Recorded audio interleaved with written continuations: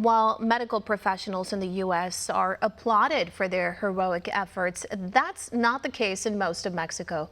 Recent reports of hospital staff requesting medical equipment have been met with lawsuits from the government.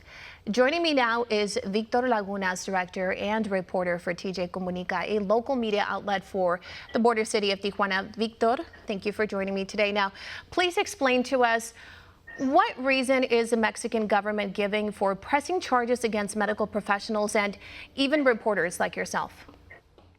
The reason was we were, after the pandemic started, a group of people tried to contact me so I can help them out with my exposure to show them how, to show them how to get funds for the General Hospital in Tijuana.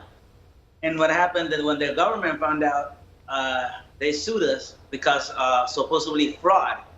And at the end, they told us they want to charge us taxes. And some of the girls who are doing this are 3 doctors. And it was like a group of 10 girls. We funded around 350,000 pesos. And when they find out, they sued us. So that's what's going on. It's an injustice going on in Baja California government. So the government is now suing you guys for fraud, saying that the medical professionals don't actually need this equipment and it's being asked for illegally. So not only are you being sued, but for reporting on the need for equipment, but you now have hired bodyguards. So can you explain to me what made you make this decision? What happened at the beginning, they started to hide the real problem was going on.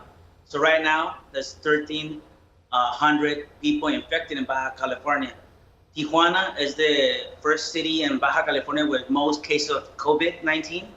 So at the beginning, before it was like something they couldn't hide, they tried to hide it like that. So if people won't like say, the medical staff need more equipment, or the hospitals are overwhelmed with people. So at the end, I hired lawyers and bodyguards because I had people threatening me, trying to say that I wasn't going to spend the money and what we told the people we were going to do it. And I want to repeat myself, but we in 10 days earned 350,000 pesos in GoFundMe. So in Mexico, it's not something usual you do, like in the U.S., but the government trying to say to the people, you know what, we don't need your help. And also, I want to mention, you interviewed a director from a hospital in also another border city, which is Mexicali, who was fired for also speaking out publicly and requesting medical equipment. What did he tell you? He told me that he was fired because he was the first one before us to seek help to for the medical supplies, and he tried to earn some money because he told me that at the first week of the pandemic down here in Baja California, the government wasn't doing nothing, absolutely nothing. And he, as a professional, he kind of knew what was going to happen because what was going on in China.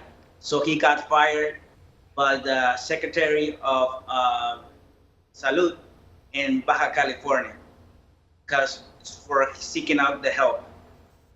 Pretty incredible that that is happening. It's very unfortunate. Again, like I mentioned at the beginning of this interview, we consider those people heroes here in the U.S. and we're doing everything we can to help them have that equipment. So is there still a need for equipment? What can hospital staff do to get the protective equipment that they need without the fear of the government possibly pushing back? Well, not always bad, Lily. I gotta tell you that the Mexican people want to help out. They want to tell the government, we want to work with you hand by hand. But sadly, so the government is telling them, you know what, we don't need your help. And what I think what you can do maybe is go directly to the government and give them the money so they can tax you. Because at one point, the governor said in one of his interviews that he wanted to tax our funds. So it seems kind of funny and incredible, but actually it's pretty sad. It really is. Thank you very much for your time and for that very important information. We really appreciate it, Victor. Thank you very much. Want to see more videos like this? Click on the link below and subscribe to One America News on YouTube, and call your cable provider and kindly demand that One America News is added to your lineup. Call and subscribe today.